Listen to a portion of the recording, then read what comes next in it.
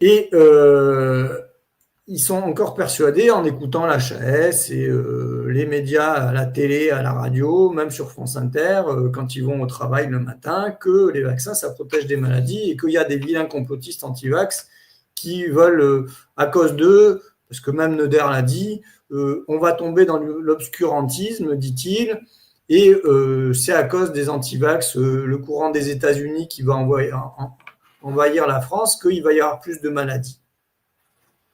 Et ça, c'est du mensonge et ils le savent. C'est ça le pire. Donc, je vous ai montré, et après, c'est à vous de faire, entre guillemets, l'expérience. Ben, moins on vaccine les enfants, moins ils ont de maladies. Mais ça, c'est... Il y a un père avec qui j'ai échangé récemment, il m'a dit, oui, mais notre enfant, on ne va pas le faire vacciner. Il me dit, c'est comme si on plongeait d'une falaise. C'est hyper... Moi, j'ai trouvé cette image hyper forte parce que, ouais, quand on plonge d'une falaise, moi, j'aime beaucoup ça, mais enfin, surtout dans ma jeunesse, mais quand tu plonges de 10 mètres, même dans le plongeoir de 10 mètres à la piscine, à 10 mètres, tu regardes en bas, tu te dis j'y vais pas. Bon, voilà. Il faut oser, quoi. Et là, c'est encore plus particulier parce que c'est pour son enfant. Et on a grandi en étant vacciné, on a grandi, il y en a plein qui baignent dans un milieu médical qui leur dit non mais écoute pas les complotistes, ils disent n'importe quoi, c'est dangereux de ne pas faire vacciner ton enfant. Donc déjà, il faut se convaincre soi-même et le couple, le père et la mère, ça c'est important.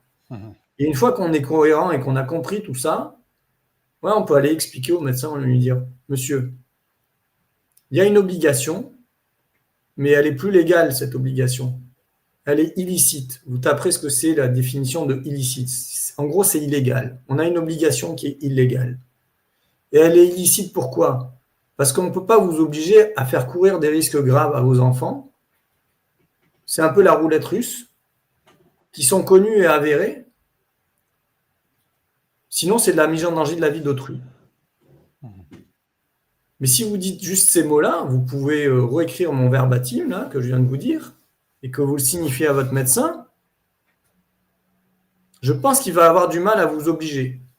Et je pense qu'en plus même, il ne va même pas pouvoir vous signaler. Parce que vous allez lui dire, monsieur, vous voulez me signaler ? Ok, il n'y a pas de problème, faites-le.